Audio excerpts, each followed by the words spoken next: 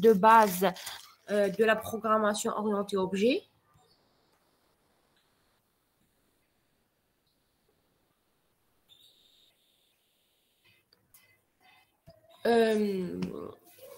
Donc, dans la programmation procédurale, nous avons vu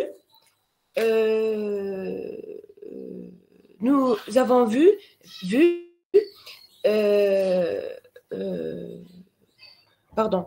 Donc, vous avez étudié la programmation procédurale en L1 dans le module algorithmique en utilisant le langage C.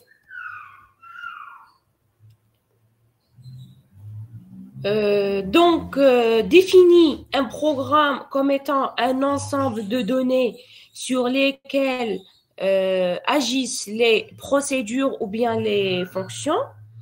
Donc, les données ici constituent la partie passive du programme et les fonctions ou bien les procédures constituent la partie active de votre programme. Donc, programmer dans ce paradigme de la programmation procédurale revient à définir un certain nombre de variables telles que les structures de données ou bien les tableaux, écrire des fonctions pour les manipuler sans associer explicitement les unes aux autres, exécuter un programme se réduit alors à appeler ces procédures dans un ordre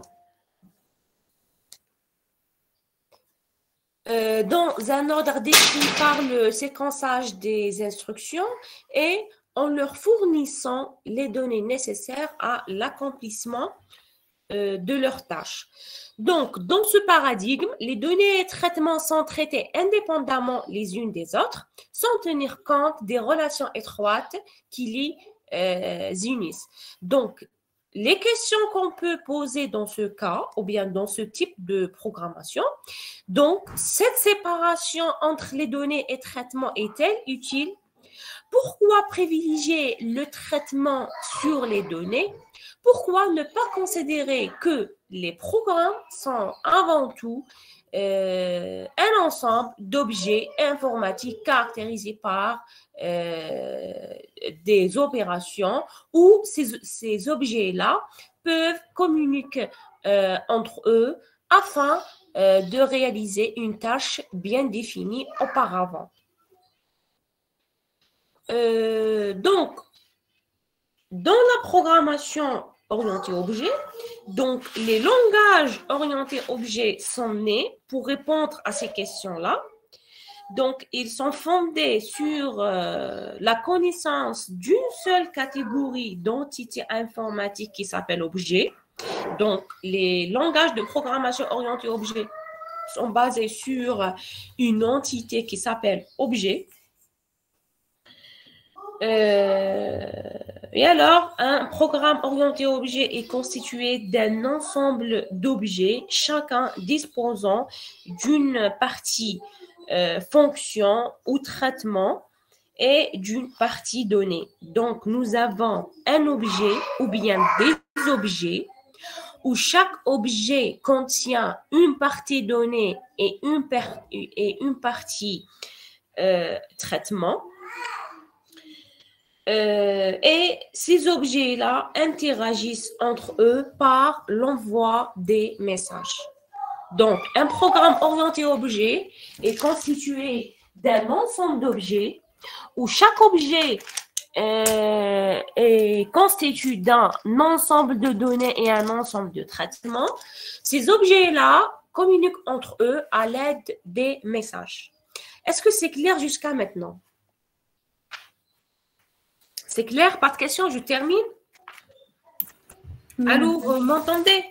Oui, madame. Oui, madame. Très bien, très bien. Donc, la programmation orientée objet définit un ensemble d'objets qui interagissent entre eux. En d'autres termes, tout est objet. Les raisons du succès de la programmation orientée objet sont... Donc, la programmation orientée objet est fondée sur une solide approche de génie logiciel. elle maîtrise de la complexité de grands systèmes logiciels. Elle possède la notion de consolidation par les méthodes orientées objets et le standard UML. Donc, on peut modéliser un programme orienté objet en utilisant les méthodes standard UML ou bien n'importe quelle méthode orientée objet. Ces fondements facilitent la programmation distribuée. Donc, si vous voulez créer un programme distribué, donc la programmation orientée objet est plus adéquate à ce type de programme. Maintenant, c'est quoi un objet? Selon vous, c'est quoi un objet?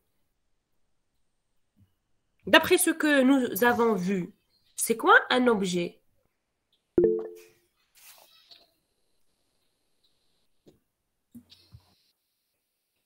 Allô? Un bloc de traitement et de données. C'est un, pardon? C'est un? bloc de traitement et de données. Un bloc de traitement de données. C'est-à-dire un ensemble de données et traitements, ou bien un ensemble de données et méthodes. Ces méthodes-là, il agit sur ces données. Oui ou non? Oui. Oui. Très bien. Donc, nous avons un objet. C'est une collection de données et méthodes. Ces méthodes-là agissent sur les données du même objet. Est-ce que c'est clair? Madame, Oui. vous avez une question dans le chat. Ah, ok.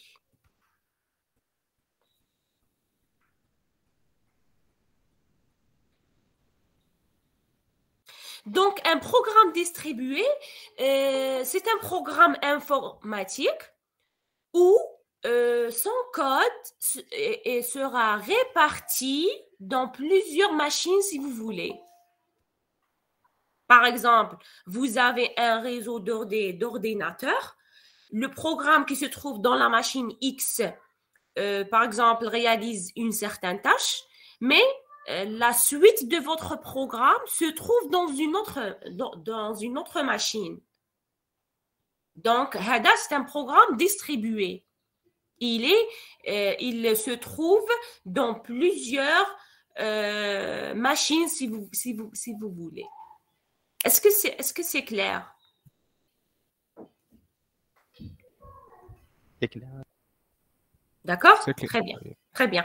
Est-ce qu'il y a d'autres questions? Très bien, donc je termine. Donc, un objet, c'est quoi un objet? Donc, un objet, c'est une variable de type complexe. علاش قلنا un type complexe? C'est un type complexe par rapport au type primitif qu'on a déjà vu en langage C. Par exemple, entier, caractère, ainsi de suite. Donc, entier, caractère, réel, ce sont des types primitifs. Par contre, le type d'un objet, c'est un type complexe. Donc, à tenir, un objet, c'est une variable. Un objet, c'est une variable de type complexe. Maintenant, le type d'un objet est appelé une classe. Donc, nous avons un objet qui représente une variable. Le type d'un objet, c'est une classe. Donc, une classe regroupe des données ou bien des variables plus des fonctions ou bien des méthodes qui, en agissant sur ces données de même objet. Est-ce que c'est clair? Donc, un objet, c'est une variable. D'accord? La classe, c'est le type de l'objet. Une classe regroupe des données et des fonctions.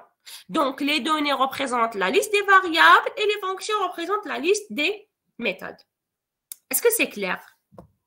Jusqu'à maintenant, parce qu'on va détailler. Oui. C'est clair.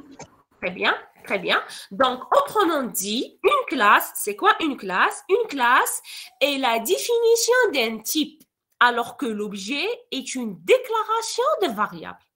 Donc, lorsqu'on dit une classe, une classe comme si on a défini un nouveau type. D'accord? Lorsqu'on parle d'objet, donc l'objet, c'est une déclaration de variable de type classe qu'on a déjà définie. Donc, après avoir créé une classe, on peut créer autant d'objets que l'on veut basés sur cette classe. Donc, après avoir créé une classe ou bien après avoir créé le nouveau type, d'accord? Donc, maintenant, on peut déclarer autant d'objets qu'on veut qui ont le type classe. Un objet est une entité logicielle qui constitue de parties essentielles. Donc, pour chaque objet, on trouve une identité, des propriétés et des méthodes. Chaque objet est identifié, ou bien chaque objet est caractérisé par une identité, des propriétés et des méthodes. En ce qui concerne l'identité, c'est quoi l'identité? Par exemple, c'est quoi l'identité d'un étudiant? Son matricule. Très bien, son matricule. Donc, le matricule qui trouve sur la carte d'étudiant représente l'identité de l'étudiant. C'est quoi l'identité d'un citoyen? Nom et prénom. Non, nom et prénom. Est-ce qu'on peut trouver deux personnes ayant le même nom et prénom? Madame, c'est son numéro de carte nationale. Très bien. Donc, de préférence, utilisez le numéro de carte nationale pour identifier les citoyens parce qu'on peut trouver deux personnes qui ont le même nom et prénom. Par exemple, واحد سماه على جده. Donc, il possède le même nom et prénom avec son grand-père. Donc, de préférence, utilisez l'identifiant ou l'identité en utilisant le numéro de la carte nationale. C'est-à-dire que l'identité doit être unique pour chaque objet. Donc, la valeur unique et invariante qui caractérise l'objet. Donc, une identité, c'est une valeur unique et invariante. تقدر تكون de type entier, تقدر تكون de type chaîne de caractères, c'est-à-dire selon le type de la classe. Généralement, on utilise des chiffres. Donc, l'identité de l'objet, c'est une valeur unique et invariante. Invariante, c'est-à-dire une fois donné une identité à un objet, cette valeur-là ne sera pas changée dans l'avenir. Donc, c'est une valeur unique et invariante. Le deuxième point qui caractérise les objets, donc la liste des propriétés. Donc, capable de sauvegarder un état, c'est-à-dire l'ensemble des valeurs, des attributs de cet objet. Donc, chaque objet possède un ensemble de propriétés. Les propriétés représentent l'état de l'objet. Nous avons le dernier point qui est les méthodes. Donc, les méthodes répondant à des messages précis en déclenchant des activations internes appropriées qui changent l'état de l'objet. Donc, ces opérations sont appelées méthodes ou bien des fonctions. Donc, ce sont les traitements que l'objet subit ou bien réalise et qui peuvent modifier ou non les valeurs des propriétés. Donc, nous avons 3 points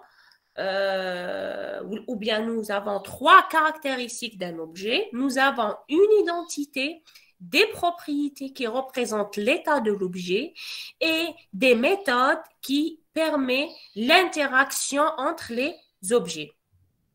Est-ce que c'est clair jusqu'à maintenant? On va détailler encore plus sur les propriétés et les méthodes. Est-ce que c'est clair pour la première partie? Madame, les dents d'été, كيما l'adresse, Pardon? les dents d'été, Oui, كيما les dents. l'adresse, كيما l'adresse, L'adresse. Quelle adresse, par exemple? l'adresse d'un variable. L'adresse. Non, mais chez qui m'a l'adresse? Par exemple, qui m'a ici, qui m'a le nom. Le nom. Par exemple, la programmation procédurale, vous ne pouvez pas déclarer deux variables عندهم le même nom, oui ou non?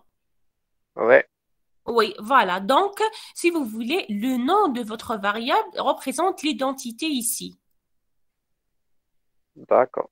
Voilà. Mais هنايا c'est autre chose dans la programmation orientée objet. On va détailler parce que les objets ici représentent des instances des classes. Donc objet, son type c'est une classe. Donc هادوما les objets mais يقدروش يكون عندهم la même identité. Chaque objet عنده une identité différente par rapport à un autre objet. Si vous voulez le nom, oui, le nom de l'objet. Est-ce que c'est clair? Oui, madame. Très bien. Et généralement,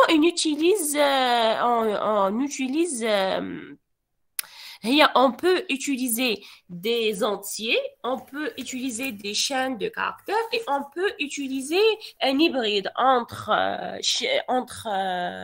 valeurs ou bien entre entiers et entre un hybride entre un entier et une chaîne de caractères. D'accord? Par exemple, on dit alphabet, les entiers, on va identifier nos objets. Est-ce que c'est clair? Oui, madame, oui. Très bien. La batterie. D'accord. Alors, c'est bon, je passe, pas de questions ici? Très bien. Donc, en ce qui concerne les attributs, donc les attributs d'un objet, c'est quoi? Les attributs d'un objet. Donc, les attributs d'un objet sont l'ensemble des informations se présentant sous forme de variables et permettant de représenter l'état de l'objet. D'accord? Par exemple, un étudiant, un nom, prénom, date de naissance, section, spécialité, ainsi de suite. Donc, il y a l'ensemble d'attributs. Donc, les attributs d'un objet sont l'ensemble des informations se représentant sous forme de variables. Donc, quelles sont les variables? Adna, non, adna prénom, adna par exemple date de naissance. Nous avons par exemple la section, la spécialité, ainsi de suite. Donc, c'est une liste de variables qui représente les attributs, qui permet de représenter l'état d'un objet. Par exemple, un étudiant qui s'appelle Mohamed, عنده un état, Mohamed, عنده une certaine date de naissance, une certaine spécialité. Un autre objet qui s'appelle par exemple Abdallah, عنده une autre ou un autre état. Donc, un autre nom, une autre date de naissance, une autre spécialité, ainsi de suite. Les messages, donc un message, c'est une demande d'activation d'une méthode envoyée à un objet. Donc, c'est quoi un programme orienté objet? C'est un ensemble d'objets où chaque objet est caractérisé par des méthodes et attributs. Et les objets communiquent entre eux à l'aide des messages. Donc, c'est quoi un message dans la programmation orientée objet? Donc, un message, c'est une demande d'activation d'une méthode envoyée d'un objet vers un autre objet. Donc, un objet, il veut utiliser la méthode d'un autre objet. Donc, il va envoyer un message à l'objet concerné afin d'activer la méthode demandée. Maintenant, c'est quoi les méthodes? Donc, une méthode est une fonction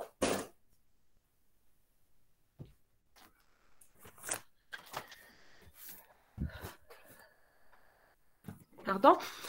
Donc, une méthode est une fonction ou bien procédure. Donc, les méthodes, ce sont des fonctions ou bien des procédures liées à un objet qui est déclenché à la réception d'un message particulier. Donc, la méthode déclenchée correspond strictement au message reçu. La liste des méthodes définies au sein d'un objet constitue l'interface de l'objet. C'est-à-dire que chaque objet a une interface. L'interface de l'objet, elle est représentée par la liste des méthodes pour l'utilisateur. Donc, c'est une interface de l'objet pour l'utilisateur qui sera définie par une certaine liste de méthodes. Donc, ce sont les messages que l'objet peut comprendre si on les lui envoie et dont la réception déclenche la méthode correspondante à ce message-là.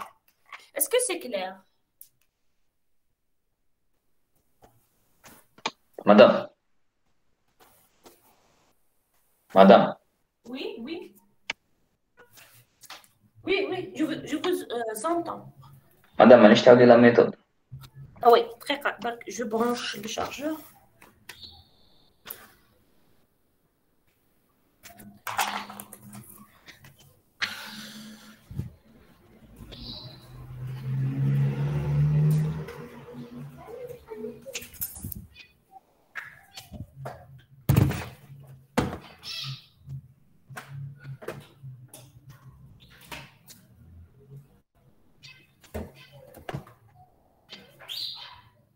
Madame, Voilà, oui. quelle est la différence entre l'attribut et la classe? Allô? Oui. Allô? Allô? Allô? L'écran est partagé? Oui, oui. Madame, روحي الديابوغرام précédent s'il vous plaît. Pardon. ما كنتش تشوفوا des coupures, non? Non, non. Non, Écran noir, non? Ah, non. Non. D'accord, très bien. Pardon, votre question, c'est quoi la différence? Entre l'attribut et la classe. L'attribut et la classe. Donc, la classe, c'est Madame, entre l'attribut et la propriété. c'est la même chose. نقدر نقولوا attribut, نقدر نقولوا propriété, نقدر نقولوا des champs. Donc, c'est la même chose. D'accord? Allô? Vous m'entendez? Oui, madame, oui. On vous entend. Ok, très bien. J'ai eu une question avant cette question. تقدر تعاود monsieur, s'il vous plaît? Ah, قلت لي, je n'ai pas bien compris les méthodes, c'est ça? Oui, madame. D'accord, très bien. Donc, les méthodes représentent la partie traitement dans un objet. Donc, un objet est constitué par un ensemble de données et un ensemble de traitements, si vous voulez. Donc, les traitements, c'est les méthodes. D'accord? Allô? Oui, madame, on est mal. Voilà, donc on va détailler dans le cours. Madame. Donc, pour l'instant, il faut tenir que un objet est constitué d'une liste d'attributs et une liste de méthodes. Les méthodes permet de représenter l'interface de l'objet, c'est-à-dire l'objet هذا واش يقدر يدير. Par exemple, je donne un exemple. Par exemple, si je prends un exemple de gâteau, par exemple, gâteau. Donc, on peut créer un gâteau on peut cuire un gâteau, on peut, par exemple, décorer un gâteau, on peut glacer un gâteau. Ce sont les méthodes de l'objet gâteau ou bien des méthodes de la classe gâteau. Est-ce que c'est clair? C'est-à-dire les traitements qu'on peut utiliser dans un objet. Les méthodes, les traitements. Un objet est caractérisé par des données et des méthodes. Donc, les données, les données هما حاجات fixes. Les données, par exemple, la liste des attributs. Par exemple, un étudiant a un nom, prénom, matricule, ainsi de suite. Les méthodes, ce sont les traitements que l'étudiant peut réaliser. Par exemple, un étudier. Par exemple, un marcher. Par exemple, un parler. Donc, marcher, parler, étudier, manger, ce sont des méthodes de la classe étudiant. Par contre, nom, prénom, date de naissance, adresse, numéro de téléphone, spécialité, c'est la liste d'attributs de la classe étudiant. C'est-à-dire la partie donnée. Et la partie traitement, c'est la liste des méthodes que l'étudiant peut réaliser. Est-ce que c'est clair? Madame, j'ai une question. Oui, vas-y. Madame, l'objet fait des variables. Pardon? Pardon? L'objet. L'objet, oui. Fait deux parties, les variables TAO ou les traitements. Donc, il y a des variables في l'objet ou il y a des variables le traitement parce que le traitement fait des fonctions, des procédures. Les traitements, on va utiliser les variables ou les données de l'objet. وش قلنا ici? Voilà. Un objet ou une classe regroupe des données, la liste des variables, plus des fonctions, des méthodes agissant sur ces données. C'est-à-dire, ces méthodes-là utilisent les variables ou les attributs ou les données de l'objet. Est-ce que c'est clair? Justement, la programmation orientée objet, on a un objet qui contient des données qui se représentent par une liste de variables ou là, une liste d'attributs ou là, une liste des champs, d'accord? Plus une liste de fonctions ou là, des méthodes agissant sur ces données-là. Oui, un exemple. Mais madame, les méthodes les قلتينا لهم, c'est des fonctions et des procédures. هكا. Oui, يقدروا يكونوا des fonctions, يقدروا يكونوا des procédures, oui. Mais هادو déjà عندهم يكون عندهم des variables, non? وش يكون عندهم déjà des variables locales. Variables? Oui, oui, oui, oui, oui. Donc, oui. هي généralement هنايا في les méthodes, ici في les méthodes, on travaille sur les attributs de l'objet. واش ما فهمتش سي لوبجي دوكا واش من لي فاريابل اللي يستعمل اسكو لي فاريابل اللي عنده ديجا بارتي فاريابل ولا لي فاريابل اللي كاينين ça dépend il peut utiliser les variables de l'objet comme il peut utiliser des variables d'autres objets mais il y a des conditions de نشوفوا.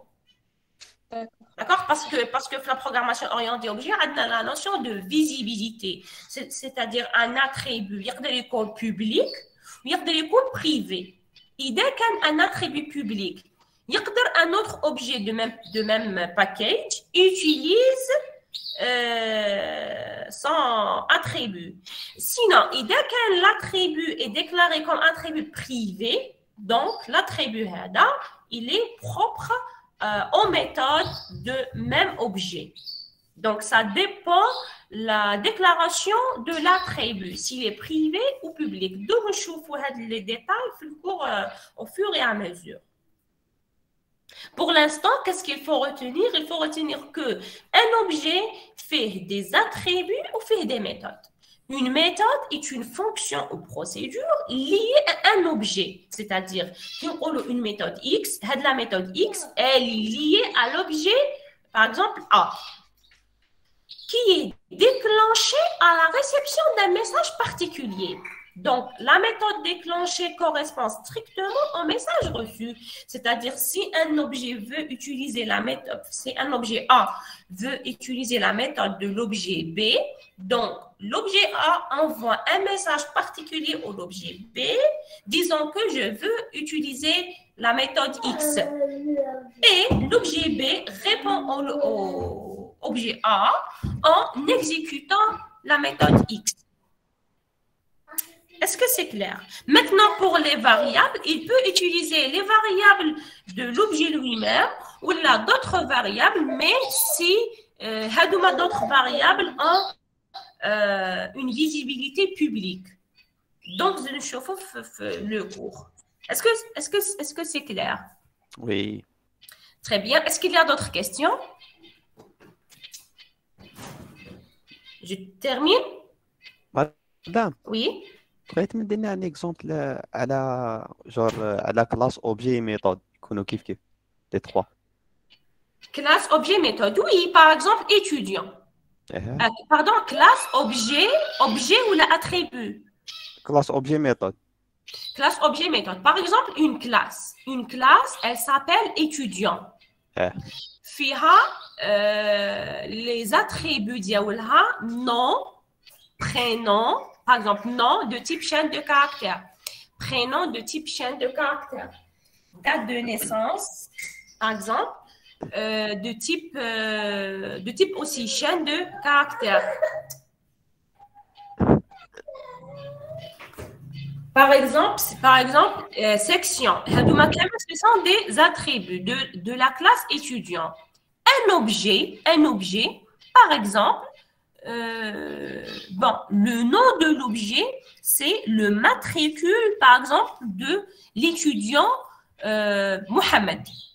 Donc, l'objet, même non. Donc, avec l'attribut nom, on a une valeur qui est, par exemple, Mohamed. Par exemple, le nom, c'est Mohamed. Le prénom, c'est, par exemple, c'est Amin. Le prénom, c'est Amin. C'est-à-dire, je donne des valeurs aux attributs de la classe étudiant. C'est-à-dire, la classe, elle s'appelle étudiant. Elle a une liste d'attributs qui sont nom, prénom, date de naissance, section, ainsi de suite. Ici, l'objet, je donne des valeurs aux attributs. Donc, l'attribut nom, tu as la valeur Mohamed, l'attribut prénom, la valeur Amin, l'attribut date de naissance, une certaine date de naissance, l'attribut niveau, par exemple L1, spécialité MI, je donne des valeurs. L'identifiant, c'est le matricule de l'étudiant. Maintenant, pour les méthodes, par exemple, les méthodes de l'objet, par exemple, étudier. Étudier, c'est une méthode. Traitement, étudier, par exemple. Manger, par exemple. Parler, par exemple. Voilà, c'est la liste des méthodes. Donc, un objet, il peut demander un service on envoie un message à un autre objet. Par exemple, l'objet A, Mohamed, veut demander, par exemple, une méthode qui sera exécutée par le deuxième objet, par exemple, Abdullah. Par exemple, je ne sais pas moi, manger, ou là, parler, ou là. Est-ce que c'est clair jusqu'à maintenant? Hada, c'est un exemple informel, pas un exemple formel. Est-ce que c'est clair? Oui, ça va, ça. Voilà, donc, une idée d'une manière générale, c'est quoi attribut, c'est quoi message, c'est quoi méthode. Pour la signature, donc la signature d'une méthode représente la précision de son nom, le type de ses arguments ainsi que le type de retour de la méthode. Donc, la signature, le type de retour de la méthode, le nom de la méthode et les types de la liste des arguments de la méthode. هذه نقولوا عليها la signature d'une méthode. Alors, est-ce que c'est clair jusqu'à maintenant? On termine? Oui, oui. D'accord. Donc, une classe, c'est quoi une classe? Donc, une classe est la représentation. Je change de classe. شي حاجة ماشي. Hein? Je change? C'est normal. Non, non, non, normal. Alors, une classe est la représentation de la structure d'une famille d'objets, partage des propriétés et méthodes communes. Donc, c'est quoi une classe? Le type. Un type, très bien, très bien. Donc, une classe, c'est un type. Donc, une classe est la représentation de la structure d'une famille d'objets, partage des propriétés et des méthodes communes. Par exemple, la classe étudiant, par exemple, fiha comme attribut nom-prénom et comme méthode manger-parler. C'est-à-dire, les objets de la classe étudiant, ils partagent les mêmes attributs et méthodes. C'est-à-dire, comme les objets ont nom et prénom, ou comme les objets ont manger et parler. Est-ce que c'est clair? C'est bon? Oui, c'est bon, c'est clair, madame. Très bien. Pardon, mademoiselle? La classe, c'est le type de l'objet ou bien le type des attributs? Non, le type de l'objet. Mais le type des attributs, le type de l'objet. Et l'objet constitue de attributs et méthodes.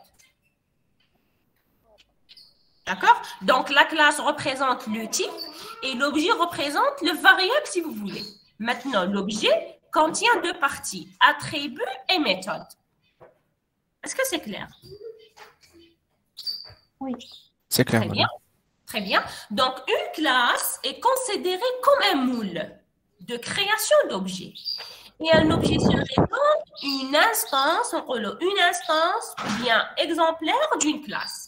C'est-à-dire, si vous voulez, une classe est considérée comme un moule de gâteau, par exemple. Une classe est considérée comme un moule de création d'objets. Donc, j'ai un moule, donc j'ai créé plusieurs objets, c'est-à-dire les mêmes caractéristiques, les mêmes attributs et les mêmes méthodes. Donc, un objet, on appelle un objet une instance de classe. Donc, un objet, c'est-à-dire une instance de classe. Est-ce que c'est clair? C'est clair, madame. Très bien. Donc, une classe, c'est quoi une classe? Une classe est un type de données abstrait caractérisé par des propriétés, donc ses attributs et ses méthodes, communes à des objets. Donc, c'est la même chose. Donc, une classe, c'est quoi une classe? C'est un type abstrait, par exemple, voiture, immatricule, marque, maison, ainsi de suite. Donc, c'est un type abstrait. Il est caractérisé par des propriétés, ou les attributs et les méthodes. Les propriétés sont communes à tous les objets de la même classe. Est-ce que c'est clair? C'est bon? Donc, la définition d'une classe consiste à créer un nouveau type. Une fois créée, la classe devient un type et des objets peuvent être associés à ce type-là. Donc, une classe généralise la notion de type et l'objet celle d'une variable. Donc, par exemple, nous avons, là, la programmation orientée objet, nous avons la classe string. Donc, string, c'est un type. Mais en fait, c'est une classe. Les variables, par exemple, non. Non, c'est un objet de type classe qui est string. Est-ce que c'est clair? C'est clair? Oui, c'est clair, madame. Très bien. Donc, une classe est un ensemble d'objets qui ont en commun les mêmes méthodes et les mêmes types d'attributs. C'est-à-dire classe est égale à attribut plus méthode. Donc, nous avons classe est égale à attribut plus méthode, tandis que l'objet est égal à état. État, c'est-à-dire quoi état? Par exemple, l'attribut, nous avons nom, prénom, âge. L'état, c'est Mohamed, par exemple, Abdullah, 18 ans. C'est ça. Méthode, c'est quoi méthode? Par exemple, manger, parler, étudier. Le comportement, le comportement, il change d'un objet à un autre. Par exemple, l'étudiant 1 a une façon de parler, une façon de manger et une façon d'étudier.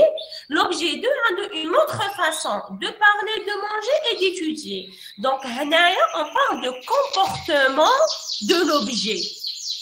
Est-ce que c'est clair? La différence entre comportement et méthode. Donc, les méthodes sont identiques pour tous les objets d'une même classe. Tandis que le comportement, non. Le comportement est unique, ou la machine unique, mais il peut changer d'un objet à un autre. Parce que chaque objet a une façon de parler, chaque étudiant a une façon de parler, une façon de manger, par exemple, une façon d'étudier, une façon, par exemple, de marcher, ainsi de suite. Est-ce que c'est clair? La notion de comportement et état. Si vous voulez, état et comportement représentent les valeurs des attributs et méthodes respectivement. On parle de valeurs. Est-ce que c'est clair? Oui. Oui, madame. Très bien. Maintenant, une instance. C'est quoi une instance d'une classe? Une instance d'une classe est un objet. Donc, une instance d'une classe est un objet. Donc, c'est quoi un objet? Un objet, c'est une instance de classe. Donc, une instance d'une classe est un objet particulier d'une classe qui peut activer les méthodes de la classe et qui a des valeurs particulières de ses attributs. Là, on parle de l'état. D'accord? Nous avons la notion d'attribut. Donc, là, on parle de l'état d'un objet. On définit l'objet comme l'instance d'une classe. Donc, la classe représente pour l'objet ce que représente le type pour la variable. Donc, objet, classe, variable, type. Donc, nous avons objet et classe. C'est équivalent à variable et type. Donc, une classe, c'est un nouveau type. Donc, une classe, c'est un type. Une classe est un type abstrait qui encapsule des données et des traitements. Des données, c'est-à-dire quoi? Une classe est un type abstrait qui encapsule données, c'est-à-dire quoi données? On parle de quoi ici? Les attributs, voilà. Très bien. Et traitement, on parle de Méthode. Méthode, très bien. Donc, c'est une sorte de moule qui permet ensuite de créer autant d'instances qu'on veut. C'est-à-dire, nous avons un moule et on peut créer plusieurs instances de ce moule-là. Donc, plusieurs instances, ce sont la liste des objets. Je pense que je dois changer de place. Il y a beaucoup de bruit.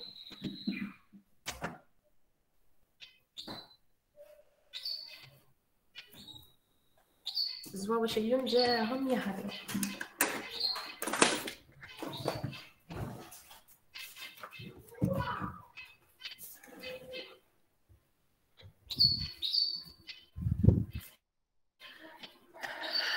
Alors,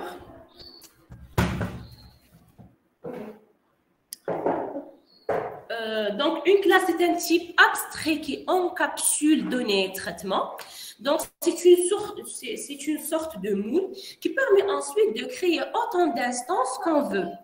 Ces instances seront des objets de la classe auxquels on pourra effectivement envoyer des messages qui activeront les méthodes correspondantes.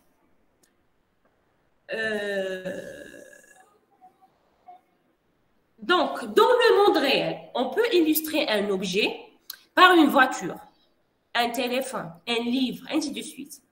En informatique, un objet n'est ni une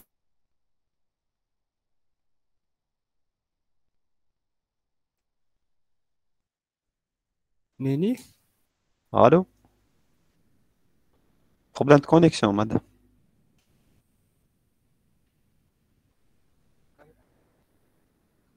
راحت لها كونيكسيون صح.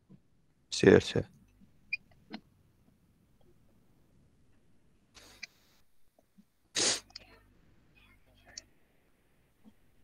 سيارة.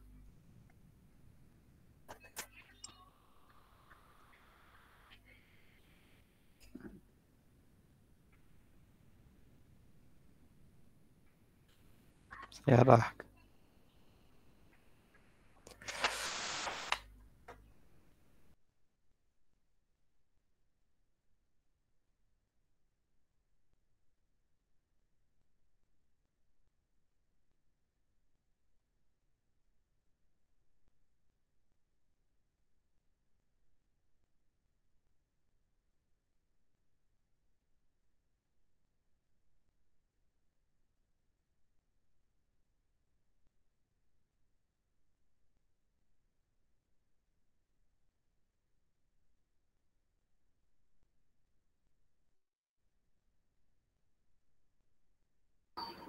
Allô, est-ce que vous m'entendez? Oui. Oui, madame. Oui. Pardon? Oui, on vous entend, madame. Ok, merci. Alors, en informatique, un objet n'est ni une simple variable, ni une simple fonction, mais un ensemble ou bien un mélange entre les deux. Donc, en informatique, un objet, c'est un ensemble de variables et un ensemble de fonctions. Il maintient son état, c'est-à-dire qu'il maintient son état, c'est-à-dire on va donner des valeurs aux attributs. Donc, il maintient son état, paramètres et caractéristiques dans des variables appelées attributs. Donc ici, si on parle de l'état d'un objet, on parle des valeurs des attributs. Par exemple, nom Mohamed, prénom Abdullah, âge 18 ans, ainsi de suite.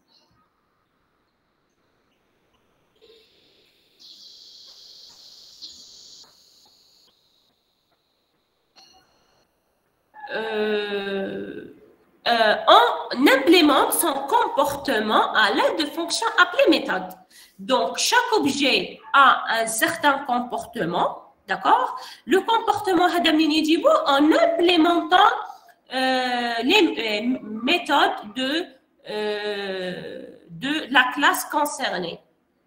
Donc, on peut considérer, par exemple, les classes suivantes. Donc, je vais vous donner des exemples. Par exemple, bicyclette. Donc, ses caractéristiques ou son état dépendent de, par exemple, marque. Hadouma représente la liste des attributs de la classe bicyclette. Donc, nous avons une marque, un type, nombre de vitesse courante, couleur, ainsi de suite. Donc, si on donne des valeurs à ces attributs, on parle de l'état de l'objet. Est-ce que c'est clair? C'est clair. Très bien.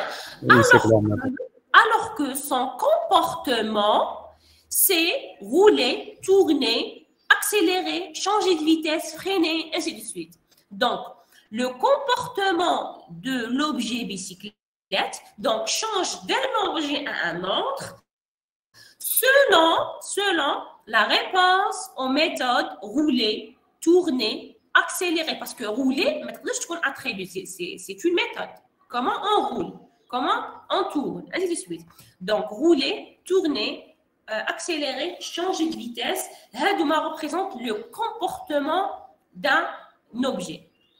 Donc, les objets peuvent être ma bicyclette, on parle de l'identifiant ou bien l'identité des objets.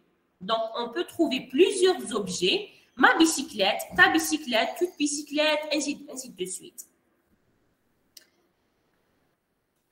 Est-ce que c'est clair jusqu'à maintenant?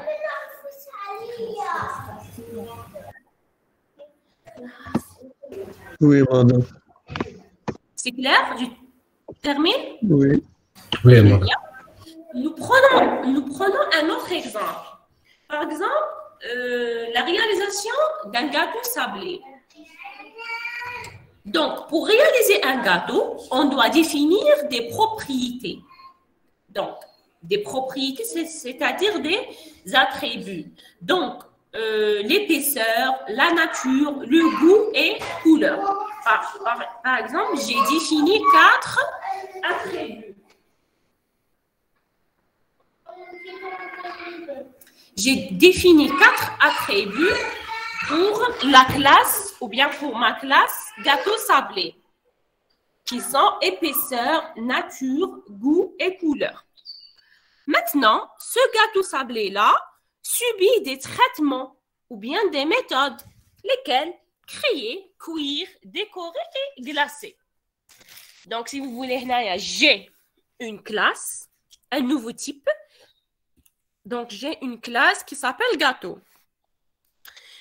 Elle a 4 attributs: épaisseur, nature, goût et couleur. Elle a 4 méthodes qui sont créer, cuire, décorer et glacer. Est-ce que c'est clair jusqu'à maintenant? Oui. Très bien. Maintenant, la classe se compose par une pâte et un moule. Oui ou non? La classe se compose par une pâte et un moule. Donc, créer des gâteaux de même caractéristiques à partir d'un seul moule. Il a créé des gâteaux de même caractéristiques par défaut. Pourquoi? Parce que si je crée des objets à partir d'une seule classe, automatiquement, les objets هذوما يكون عندهم des mêmes caractéristiques. وشكون يقول لي وشنو هو اللي يتبدل؟ L'identité. La quantité. Très bien, les états et le comportement. Comportement, très bien. On parle d'état et comportement. On parle d'état lorsqu'on parle des valeurs des attributs, et on parle de comportement lorsqu'on parle de comportement d'exécuter des méthodes. Donc, ça dépend.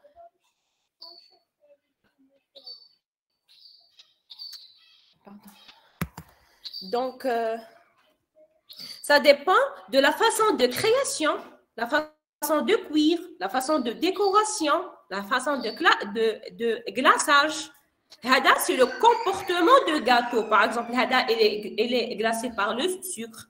Hada, par exemple, il est glacé par les amandes, ici par chocolat. Donc, le comportement, il change. D'accord? Donc, objet, on peut objet ou on peut instance de classe. Donc, c'est la même chose. Donc, objet ou instance de classe. Donc, par exemple, nous avons gâteau 1, gâteau 2 et gâteau 3. D'accord? Donc, il y a 3 objets de la classe gâteau qui est définie par pâte et moule. Est-ce que c'est clair? Oui, c'est bon. C'est bon? Je termine? Oui. Oui. D'accord? Maintenant,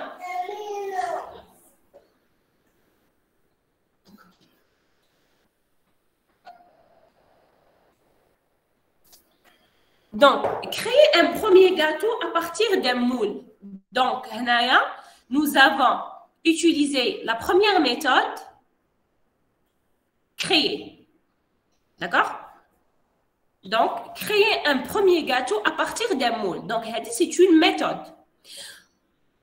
Maintenant, quels sont les attributs? Nous avons identité. Donc, identité, c'est 0,1. C'est-à-dire, c'est le premier gâteau. L'épaisseur, par exemple, 4 mm. La nature, non cuit. Le goût, vanille. La couleur, jaune. Et on a exécuté la méthode créée. Donc, hadaya, c'est l'état de l'objet numéro 1. Est-ce que c'est clair? Oui, c'est clair, madame. Oui, madame. Très bien. Donc, هذا اللي راهو en bleu, c'est la liste d'attributs. واللي راهو en noir, c'est l'état de l'objet 1. Pourquoi objet 1? Parce que l'identité, c'est 1. C'est-à-dire le nom de l'objet, c'est 1. Et ici, nous avons exécuté la méthode créée.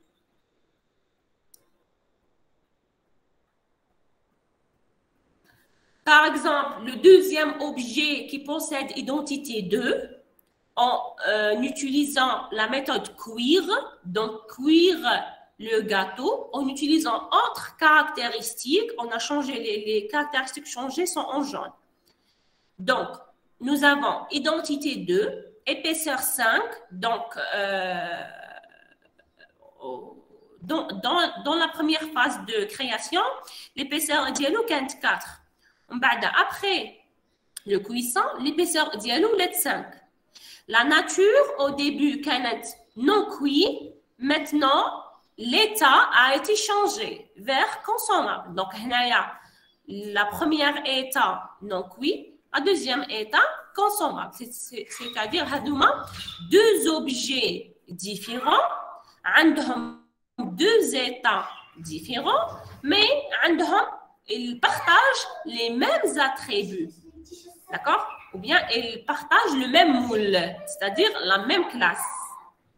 Est-ce que c'est clair? Donc ici, nous avons cet objet 2. Donc, il a exécuté deux méthodes, créer et cuire. Tandis que cet objet-là, il a exécuté seulement créer, c'est-à-dire un objet d'une classe. Pas forcément, il doit exécuter toutes les méthodes définies dans une classe. Donc, un objet peut exécuter une seule méthode, un autre objet peut exécuter deux méthodes, un autre objet peut utiliser trois méthodes et un autre peut utiliser toutes les méthodes. Donc, c'est selon le comportement de l'objet concerné. Est-ce que c'est clair?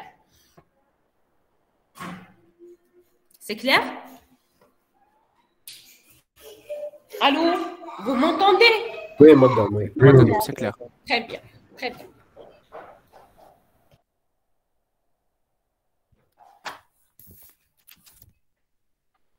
Alors, nous avons un troisième objet avec un autre état différent.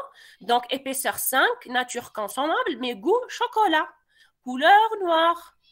Cet objet d'identité 3, il a utilisé deux méthodes, créer et cuire. Nous avons, par exemple, le quatrième objet. Le quatrième objet, il a utilisé, en plus de ces deux méthodes, il a utilisé la méthode décorer gâteau. Donc, il a identité 4, épaisseur 10 parce qu'on a utilisé deux gâteaux. Donc, 5 plus 5, c'est 10. La nature, c'est consommable. Le goût, c'est vanille. La couleur, c'est jaune. Donc, l'objet numéro 4, il a exécuté les trois méthodes, créer, cuire et décorer.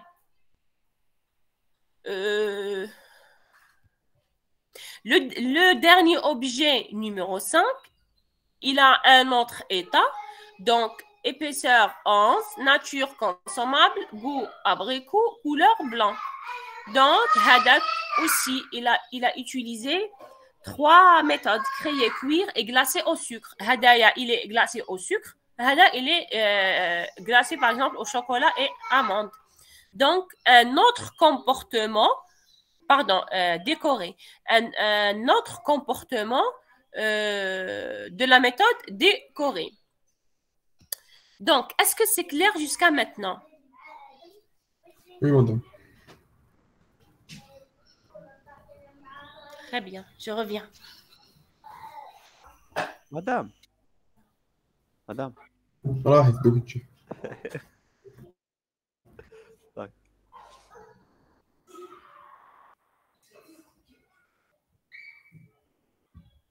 كيما ندير.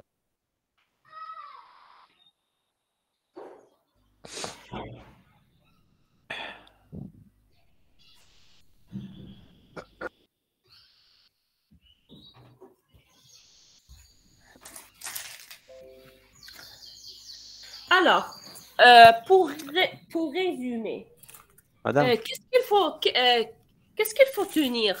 madame, Allô, vous m'entendez? madame, j'ai une question. Oui, vas-y. Faites l'exemple. Oui. La classe, il y a l'identité nature, goût, couleur. Non, la classe c'est gâteau. Ah, la classe. Oui. La classe c'est gâteau. La classe c'est gâteau. Elle a une liste des attributs qui sont épaisseur, nature, goût, couleur. Elle a une liste des méthodes qui sont créer, cuire, décorer et glacer. D'accord? Maintenant, les objets ont le type gâteau. Donc, donner un état à l'objet 1. Donc, son état, c'est 4 pour l'attribut épaisseur, non cuit pour l'attribut nature, vanille pour l'attribut goût et jaune pour l'attribut couleur. Cet objet-là, qui possède l'identité 0,1, il a exécuté la méthode créée. Donc, voici son comportement. Par contre, l'objet qui possède l'identité 0,2, voici son état. Donc, épaisseur 5, nature consommable, goût vanille, couleur jaune. Il a exécuté 2 méthodes qui sont créer et cuire. Donc, voici son comportement. Pour l'objet qui possède l'identité 3, donc l'objet numéro 3, ou pour l'objet 3, voici son état et voici son comportement. Donc si vous voulez, Hada, c'est un objet de type gâteau. Hada, c'est un objet de type gâteau, sablé. Hada, c'est un objet de type gâteau. Hada, c'est un autre objet de type gâteau. Donc, chaque objet est défini par un état et par un comportement. Donc, l'état et comportement changent d'un objet à un autre d'une même classe. Est-ce que c'est clair? Madame, l'objet a un nom. Un nom, oui. Le nom, c'est 4. C'est l'identité. Le nom de chaque objet, c'est son identité. واش قلنا الفوقة قلنا باللي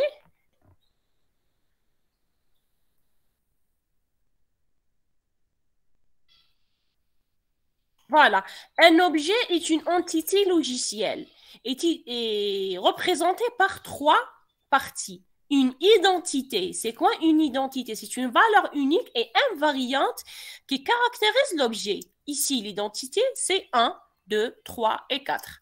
Une liste de propriétés capable de sauvegarder un état, c'est-à-dire l'ensemble des valeurs, des attributs de ces objets.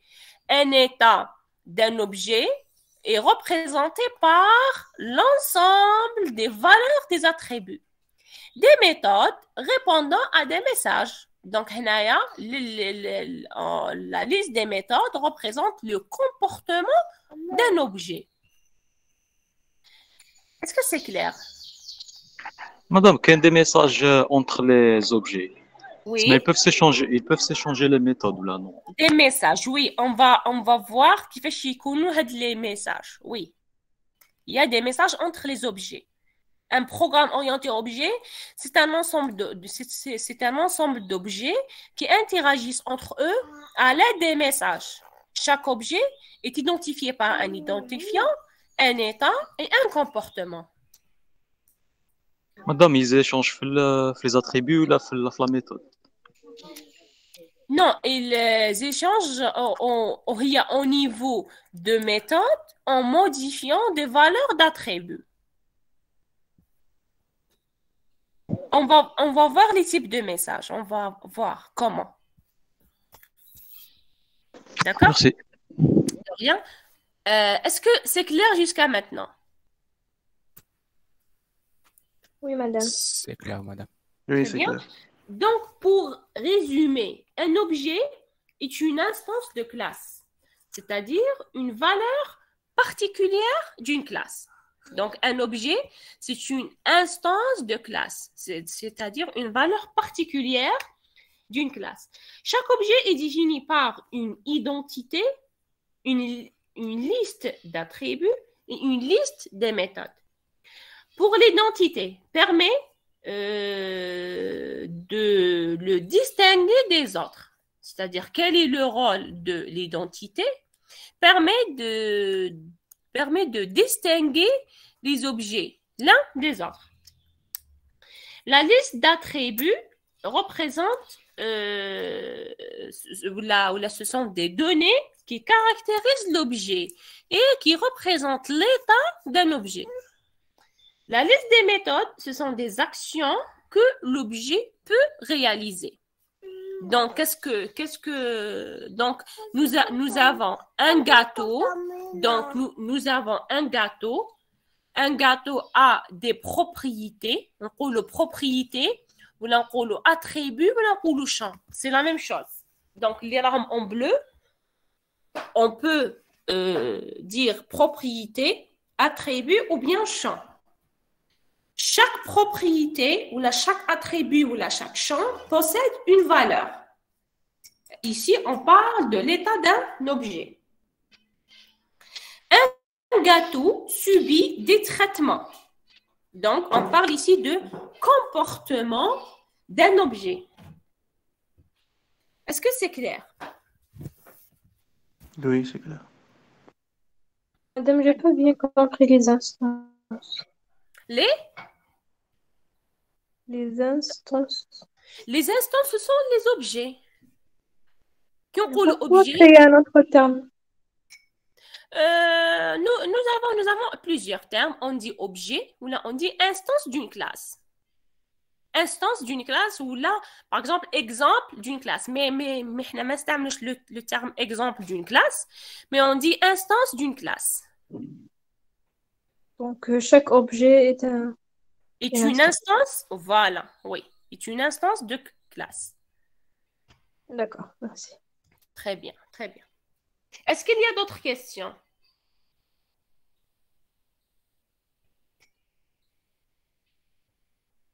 Donc, la programmation orientée objet désigne une approche de résolution algorithmique ou programmation avec laquelle un logiciel est organisé sous forme d'une collection d'objets. D'accord? Donc, nous avons un ensemble d'objets dans la programmation orientée objet. Donc, tous les gâteaux sont caractérisés par les mêmes propriétés. Donc, pour résumer, donc, tous les gâteaux sont caractérisés par les mêmes propriétés. Donc, nous avons une identité entière. Donc, c'est entier pour tous les objets. Épaisseur entier, donc c'est entier pour tous les objets. Nature, chaîne de caractères, donc c'est chaîne de caractères pour tous les objets de la classe gâteau.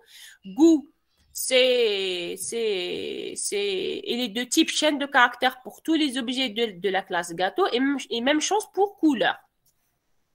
Toutefois, les valeurs de ces propriétés peuvent différer d'un gâteau à un autre. Lorsqu'on parle des valeurs des propriétés, on parle de l'état d'un objet. Qui maintenant des valeurs sont changées. Les valeurs changées sont en genre. Par exemple, on 11 pour l'épaisseur, consommable, abricot, blanc. Ici, non. On a 10, consommable, vanille et jaune. Donc, on parle de l'état des objets. Donc, les valeurs de ces propriétés, on parle de propriété, on parle d'attribut, on parle de champ. C'est la même chose. Donc, les valeurs de ces propriétés peuvent différer d'un gâteau à un autre. Les mêmes traitements peuvent être appliqués à n'importe quel gâteau. Donc, c'est-à-dire à n'importe quel objet, à n'importe quel gâteau, on peut appliquer ces traitements, là, ces méthodes. On peut créer, cuire, décorer et glacer. La programmation orientée objet, abrégée en POO, est une méthode d'implémentation dans laquelle... Donc, la programmation orientée objet est une méthode d'implémentation dans laquelle les programmes sont organisés sous forme de collections coopératives d'objets dont chacun représente une instance d'une classe quelconque et dont toutes les classes sont membres d'une hiérarchie de classes unies à travers des relations d'héritage. On va voir les relations d'héritage dans les prochains chapitres. Alors, est-ce que c'est clair jusqu'à maintenant? C'est clair? C'est clair, madame. Très bien. Donc, une classe peut comporter des attributs, des méthodes et des constructeurs qui permettent de créer des objets. Donc, pour créer un objet, on utilise ce qu'on appelle un constructeur. On va voir par la suite c'est quoi un constructeur. Donc, une classe est définie par des attributs, des méthodes et des constructeurs qui permettent de créer des objets de la classe concernée.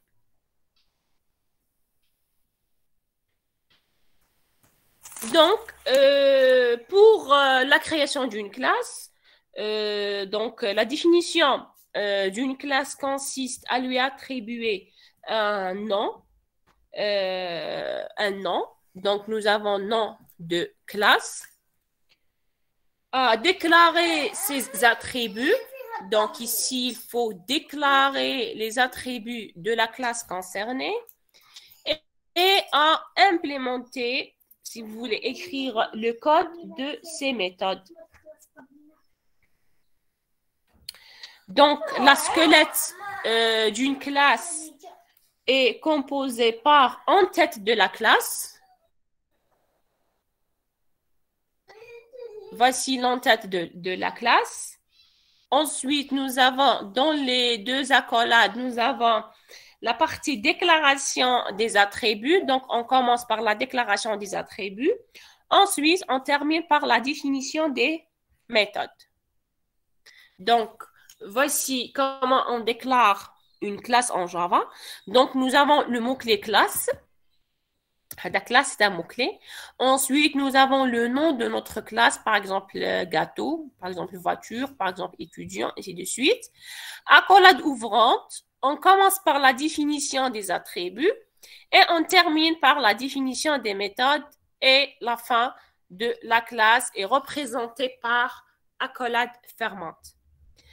Pour les conventions de nommage, donc nous avons des conventions de nommage dans la programmation orientée objet.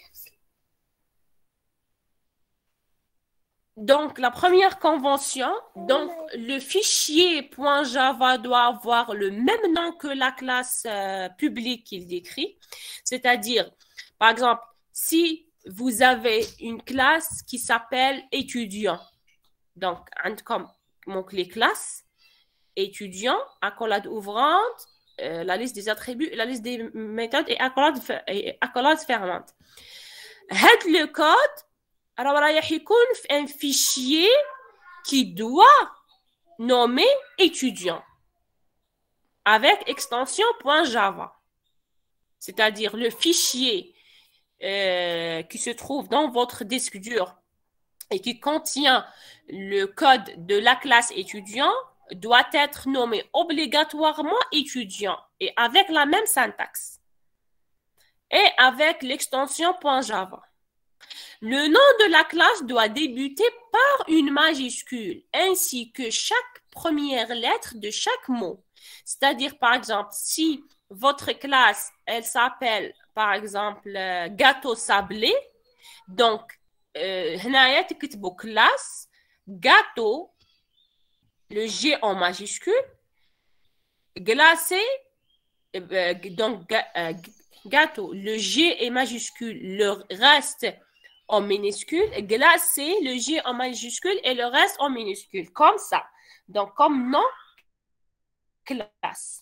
Donc, si votre classe est composée de plusieurs mots qui sont concaténés entre eux, donc, chaque mot doit commencer par une lettre majuscule. Un fichier .java par classe, même pour celle contenant le main, c'est-à-dire pour chaque fichier, on trouve une seule classe. Il y a une exception pour les classes internes, c'est-à-dire qu'il y a des classes qui jouent internes dans une autre classe. On peut avoir deux classes dans le même fichier, mais qui sont internes dans la classe. À part ça, chaque fichier contient une seule classe, même pour celle de main. D'accord? Donc, chaque fichier contient une seule classe. Est-ce que c'est clair pour la création d'une classe? Oui, c'est clair. Oui, madame. Bien, très bien. Prenons cet exemple. Donc, nous avons le fichier qui s'appelle bonjour. Donc, le fichier, il s'appelle bonjour avec B en majuscule et extension .java. Donc, le fichier, c'est un fichier physique qui se trouve dans votre disque dur. Donc, dans votre disque dur, vous avez un fichier qui s'appelle bonjour avec B majuscule et extension .java. Lorsque vous cliquez sur ce fichier, le fichier s'ouvre, vous trouvez le code Java dedans. Donc, nous avons classe bonjour. Donc, c'est le même nom. B en majuscule, bonjour. Public static void main string args. On va voir par la suite cette méthode-là.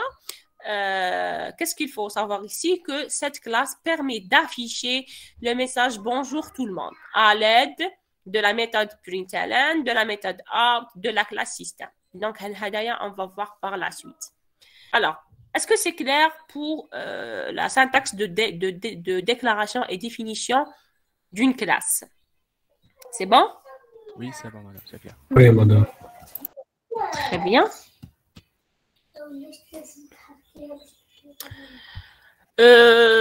Pour les attributs, donc la déclaration des attributs permet de... Oui, oui, monsieur? Pardon. Oui. Il y a une question? Non. غلط madame. Ah, ok, c'est bon. D'accord, merci. Alors,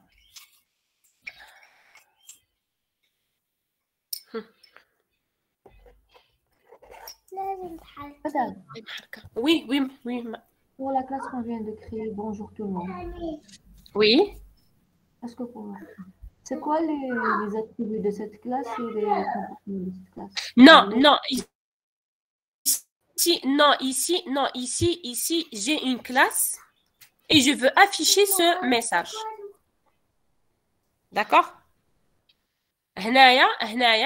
Je veux afficher ce message sur écran. Donc, j'ai utilisé la méthode main. OK? C'est juste un exemple comment déclarer une classe. Est-ce que c'est clair? On va voir un exemple sur la liste d'attributs et des méthodes. Madame, on peut voir une classe sans des objets. Une classe sans des objets. Quel est le but d'une classe? Tu veux dire son objet ou son attribut? Par exemple, l'exemple اللي مديته لنا oui, c'est pour afficher un message sur écran. Donc, il n'y a pas d'objet. Hadia, c'est une classe. Donc, je veux exécuter la méthode main. D'accord? Une fois que j'exécute la méthode main, j'aurai l'affichage de ce message-là seulement. D'accord? D'accord. Ok. Alors, pour les attributs, donc la déclaration des attributs permet de spécifier le nom, le type et éventuellement une valeur initiale. Oui? Allô? Madame, c'est quoi l'intérêt de donner une classe puisque mais quand j'ai des attributs et... Non,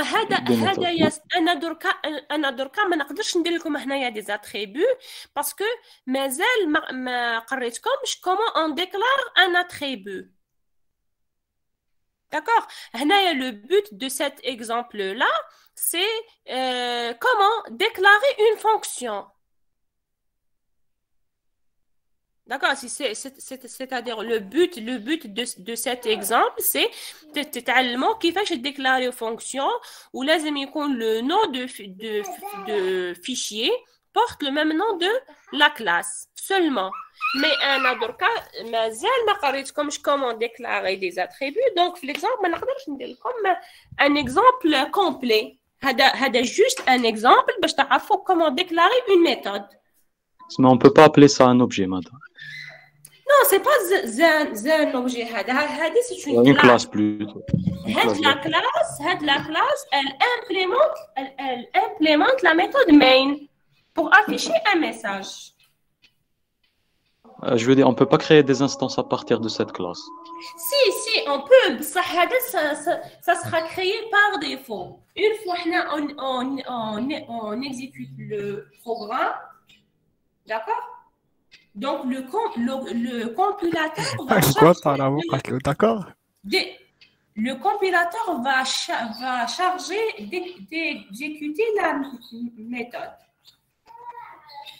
Est-ce que c'est clair?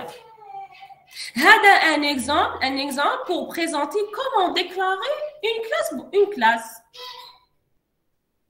Oui, madame, merci. On va voir comment on déclare des attributs et on va présenter un exemple de classe qui contient des méthodes, des attributs et des méthodes.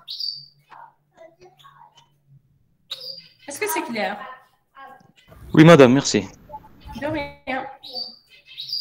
Alors, pour les attributs, donc la déclaration des attributs permet de spécifier. Donc, on spécifie le nom, le type et éventuellement une valeur initiale. Donc, par convention, la déclaration des attributs est donnée au début de la classe. Donc, après avoir déclaré l'entête ou après avoir défini l'entête de la classe, on commence par la liste des attributs. Le type d'un attribut peut être un type primitif ou bien un type simple, tel que les types que vous avez étudiés déjà en langage C, donc double, int, float, booléen, ainsi de suite, ou bien de type structuré, objet, tel que, par exemple, tel que point. Donc, je vais utiliser la classe point dans l'exemple et le type string. Donc, vous avez étudié en langage C que le type string, c'est un type structuré et n'est pas un type primitif ou bien un type simple. Pour les conventions de nommage des attributs des classes, donc, pour les constantes sont en majuscule, par exemple pi. Donc, nous avons pi en majuscule. Pour les variables sont en minuscule pour la première lettre. Donc, par exemple, si vous avez un attribut qui s'appelle, par exemple, date de naissance, donc date, le D en majuscule, qui est concaténé avec 2, le D de 2 est en majuscule. Ensuite, qui est concaténé avec le mot naissance, le N est en majuscule. Donc, la première lettre du premier mot est en minuscule. Pour le reste, chaque mot commence par une majuscule. En ce qui concerne les méthodes, donc les méthodes représentent l'ensemble des actions, on dit action, ou on dit procédure, ou bien des fonctions, ou bien encore opérations, que l'on peut associer à une classe. Donc, la définition d'une méthode est composée de sa signature suivie de son corps. Donc, la signature représente, la signature des méthodes représente le type de retour de la fonction, le nom de la fonction et la liste des arguments avec leur type. Donc, nous avons la signature de la méthode et qui suit par le corps de la méthode qui se trouve dans deux accolades ouvrantes et fermantes. Donc, la signature comporte, comme j'ai déjà dit, le nom de la méthode, le type de retour et un ensemble de paramètres avec leur type de données. La syntaxe utilisée pour définir le corps d'une méthode Java est identique à celle utilisée pour les fonctions en langage C. Ainsi, nous retrouvons les mêmes instructions conditionnelles, itératives, opérations de comparaison, logique, et ainsi de suite. Donc, c'est la même syntaxe de langage C qu'on l'utilise en langage Java pour les instructions et les opérateurs. Madame, Oui, oui. est-ce que vous pouvez nous donner une pause de 10 minutes pour... Oui, pour votre cours, oui. Alors, vous terminez à 14 heures. Madame la prof, la réunion, je ne sais pas si elle est... il a رجعت ولا مازال. D'accord, donc chauffe. Anna, je dois terminer parce que on n'a pas récupéré encore nos séances.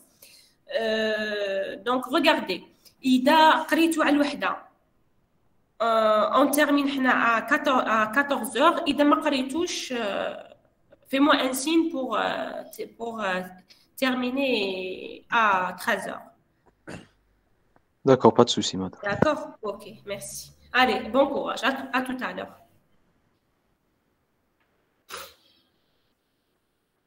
صح فطورك معنا. Merci, Saha également.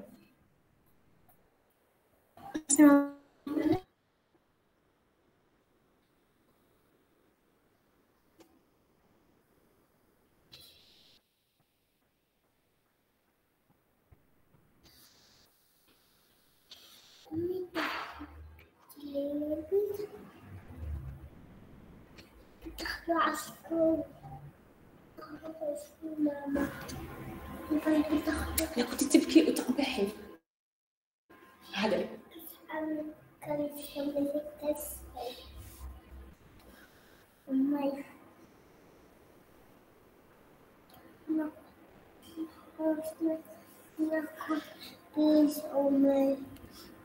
شنو